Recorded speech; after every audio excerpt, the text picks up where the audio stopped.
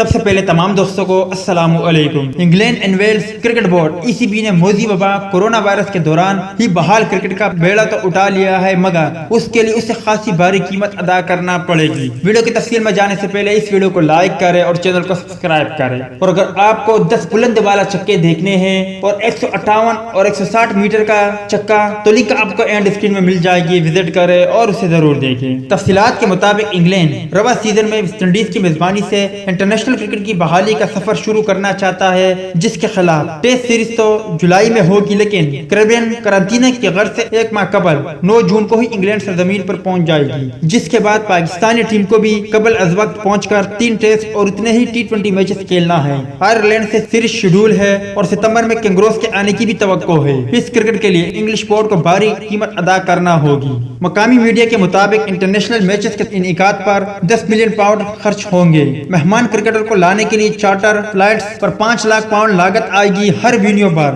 250 کے قریب افراد موجود ہوں گے اور ان تمام کے کورونا ٹیسٹ ہوں گے۔ مہمان اسکواڈ میں 15 کے بجائے ریزرو سمیت 25 کے قریب کرکٹر اور 7 افیشل بھی موجود ہوں گے۔ ان کے رہائش اور کھانے کا اضافی خرچ بھی برداشت کرنا ہوگا۔ میدان سے باہر رہنے والے میڈیا کے ٹیسٹ تو نہیں ہوں گے، لیکن ٹیمپریچر چیک کرنے سمیت دیگر احتیاطی تدابیر پر اخراجات ہوگا۔ انگلش بورڈ کے ذرائع کا کہنا ہے کہ میچز کے انعقاد سے نشریاتی حقوق کے 120 ملین پاؤنڈ حاصل ہوں گے، اس لیے اضافی خرچ برداشت کرنے میں کوئی حرج نہیں ہے۔ تو دوست، یہ تھی انگلینڈ کس طرح کرکٹ بحال کرنے جا رہی ہے۔ ویڈیو اچھی لگی ہو تو لائک کرے، بری لگی ہو تو ڈس لائک کرے۔ چینل کو ابھی تک سبسکرائب نہیں کیا تو اسے بھی سبسکرائب کرے اور ساتھ ہی ساتھ بیل آئیکن پر بھی کلک کرے، تاکہ جب بھی ہم کوئی ویڈیو اپلوڈ کرے اس کی نوٹیفیکیشن فوراً آپ کو ملتی رہے۔